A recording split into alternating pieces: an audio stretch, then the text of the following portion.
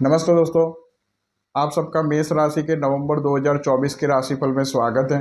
राशिफल शुरू करने से पहले इस महीने की ग्रह स्थिति के बारे में जान लेते हैं। इस महीने चंद्रमा अपना गोचर तुला राशि से प्रारंभ करेंगे। मंगल इस महीने आपके चतुर्थ भाव में नीच के रहेंगे। बुध आपके अष्टम भाव में रहेंगे। बृहस्पति आपके दूसरे भाव में वक्री अवस्था में रहेंगे। शुक्र आपके अष्टम भाव में 7 नवंबर तक रहेंगे। 7 नवंबर को ये आपके नवम भाव में चले जाएंगे। शनि आपके 11वें भाव में 14 नवंबर तक वक्री अवस्था में रहेंगे। 15 नवंबर को ये मार्गी हो जाएंगे। सूर्य आपके 16 नवंबर तक आपके सप्तम भाव में नीच के रहेंगे। 16 नवंबर को ये आपके अष्टम भाव में चले जाएंगे। राहु आपके 12वें भाव में रहेंगे और केतु आपके छठे भाव में रहेंगे। आइए राशिफल की शुरुआत करते हैं। सबसे पहले आपके स्वास्थ्य की बात करेंगे तो इस महीने आपके लग्नेश मंगल चतुर्थ भाव में नीच के रहने वाले हैं। लगन पर सूर्य और शनि की दृष्टि रहेगी। आपके पंचमे सूर्य सप्तम भाव में 16 नवंबर तक नीच के रहेंगे। उसके बाद ये अष्टम भाव में चले जाएंगे और आपके षष्ठे बुध अष्टम भाव में रहेंगे और आपके छठे भाव पर केतु यहाँ पे स्थित रहेंगे। साथ में यहाँ पर गुरु की भी यहाँ पर दृष्टि रहेगी। तो इस महीने आपका स्वास्थ्य प्रभावित होगा। इस महीने आपका मन अशांत रह सकता है। इस समय आपको ब्लड प्रेशर और हार्ट संबंधित दिक्कतें सामने आ सकती है। इस समय पेट और पेट के नीचे के रोग भी आपको हो सकते हैं और बुखार भी हो सकता है। आपको अपने स्वास्थ्य का ध्यान रखना होगा। अब बात करते हैं आपके शिक्षा के बारे में। तो आपके पंचमे सूर्य 16 नवंबर तक आपके सप्तम भाव में नीच के रहेंगे। 16 नवंबर को ये आपके अष्टम भाव में चले जाएंगे और आपके पंचम भाव पर शनि की सप्तम दृष्टि रहेगी और बृहस्पति विद्या के कारक यहाँ पर केतु की दृष्टि में दूसरे भाव में वक्री अवस्था में रहेंगे। तो पूरा महीना यहाँ पर शिक्षा प्रतियोगिता के लिए ये महीना प्रतिकूल रहेगा। इस समय शिक्षा में आपको बाधाओं का सामना करना पड़ सकता है। यहाँ अगर इस समय कोई एग्ज़ाम होती है तो इस समय आपका बुरा परफॉर्मेंस हो सकता है। इस समय शिक्षा में प्रतिकूल परिणामों की प्राप्ति होगी। इस समय होने वाले इंटरव्यू में भी आपको कहीं ना कहीं यहाँ बाधाओं का सामना करना पड़ सकता है। इस समय विद्यार्थियों का फोकस यहाँ पे हट जाएगा। इस समय आपको कठिन परिश्रम करने की ज़रूरत है। अब बात करते हैं आपके कार्यक्षेत्र, व्यापार और नौकरी के बारे में। तो आपके 10वें शनि आपके लाभ भाव में यहाँ पे 15 नवंबर को मार्गी अवस्था में आ जाएंगे और धन भाव पर आपके बृहस्पति है और बृहस्पति की नवम दृष्टि आपके दसम भाव पर है। केतु की भी यहाँ पर पंचम दृष्टि रहेगी दसम भाव पर और मंगल की यहाँ पे सप्तम दृष्टि आपके दसम भाव पर रहेगी। तो इस महीने सूर्य आपके पंचमे होकर के आपके सप्तम भाव में यहाँ पे नीच के रहेंगे। तो इस महीने काम कारोबार में परिस्थितियाँ थोड़ी प्रतिकूल होती दिखेगी। आपके सप्तमे शुक्र भी अष्टम भाव में रहने वाले हैं। यहाँ साझेदारी के व्यापार में भी आपको संघर्ष करना पड़ सकता है। सरकारी नौकरी पेशा लोगों के लिए भी ये समय प्रतिकूल रहने वाला है। 7 नवंबर के बाद आपके व्यापार में यहाँ पे परिस्थितियाँ ठीक होने लगेगी। काम कारोबार में यहाँ पे परिस्थितियाँ ठीक होने लगेगी और विदेशों में जो काम कर रहे हैं उनके लिए भी यहाँ लाभ की प्राप्ति हो सकती है। अब बात करते हैं आपके रिश्तों के बारे में। तो इस महीने आपके चतुर्थ भाव पर मंगल नीच के रहने वाले हैं। यहाँ मंगलिक योग का प्रभाव बनेगा और आपके सप्तम भाव में सूर्य यहाँ पे नीच के रहेंगे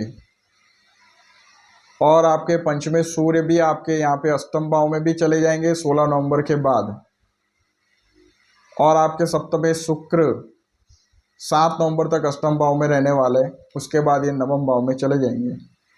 तो इस महीने आपके क्रोध में वृद्धि होगी। वैवाहिक जीवन यहाँ पर बुरी तरह से डिस्टर्ब रहेगा। जीवन साथी का यहाँ पर स्वास्थ्य यहाँ पर बिगड़ सकता है। पति पत्नी में आपसी तनाव बढ़ेगा, आपसी तालमेल नहीं बैठेगा और इस समय डिवोर्स भी हो सकता है। इस समय पारिवारिक सुखों में कमी देखने को मिलेगी। माता की सेहत में गिरावट होगी। इस समय संतान संबंधित कष्ट भी आपको हो सकता है।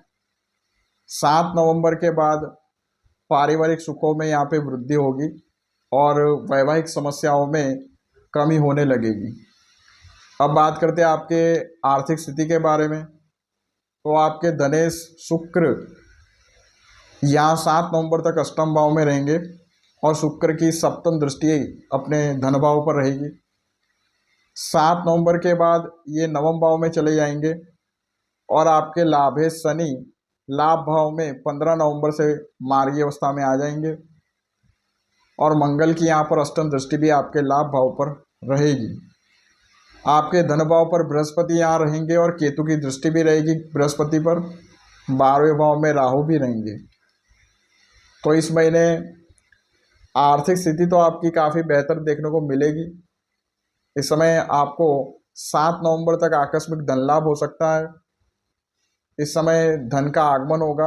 आप व्यापारियों को यहाँ पे लाभ में वृद्धि देखने को मिलेगी 7 नवंबर के बाद।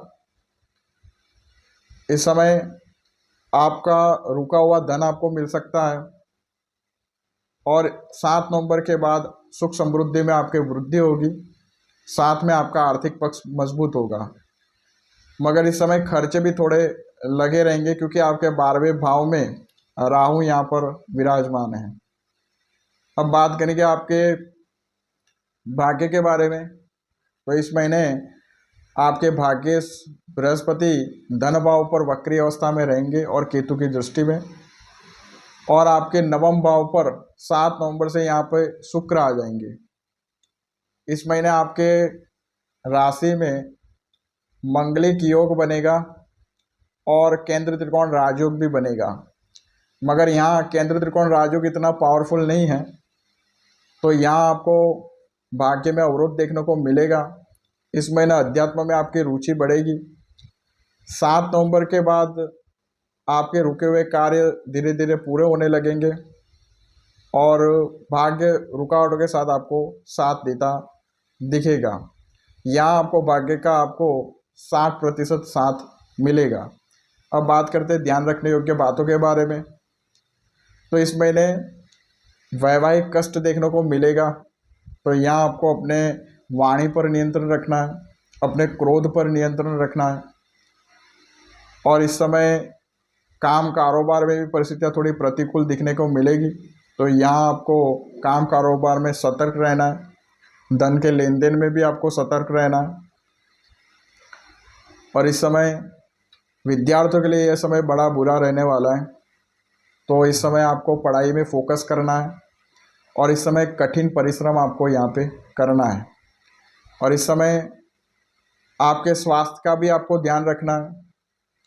यहाँ आपको स्ट्रेस लेने से बचना है, संतुलित भोजन करना है और बाहर का जंक फूड खाने से बचना है। अब बात करते हैं सावधानी रखने योग्य तारीखों के बारे में।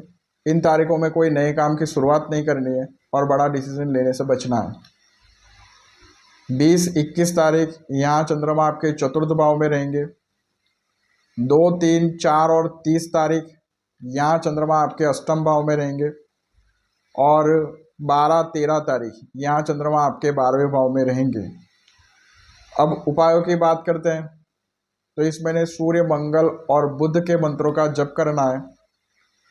सूर्य का मंत्र है ओम ह्रां ह्रीं ह्रौं सह सूर्याय नमः। मंगल का मंत्र है ओम क्रां क्रीं क्रौं सह भौमाय नमः। और बुध का मंत्र है ओम ब्रां ब्रीं ब्रौं सह बुधाय नमः। इन मंत्रों का जप करना है। नित्य हनुमान चालीसा का आप पाठ करें और रविवार के दिन आदित्य हृदय स्तोत्र का पाठ करें। उम्मीद करता हूँ दोस्तों आपको ये वीडियो पसंद आई होगी। मिलता हूँ आपसे नेक्स्ट वीडियो में। नमस्कार।